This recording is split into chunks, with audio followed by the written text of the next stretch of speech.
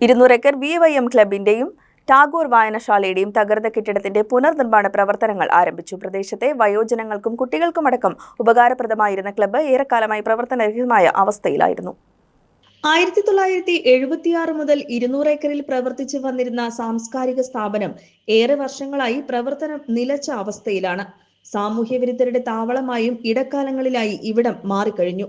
ഒരു കാലഘട്ടത്തിൽ ജില്ലയിലെ മികച്ച ക്ലബ്ബുകളിൽ ഒന്നായിരുന്നു BYM club.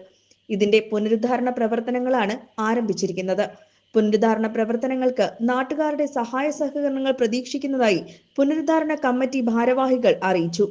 Tagore വായനശാലയുടെയും Bharat Yuvak Mandal BYM ക്ലബിന്റെയും കെട്ടിട പുനരുദ്ധാരണ കമ്മിറ്റിയുടെ അഭ്യർത്ഥന കെട്ടിട പുനർനിർമ്മാണത്തിന് ആവശ്യമായ സാമഗ്രികളും പണവും നൽകി സഹായിക്കണമെന്ന് അഭ്യർത്ഥിക്കുന്നു.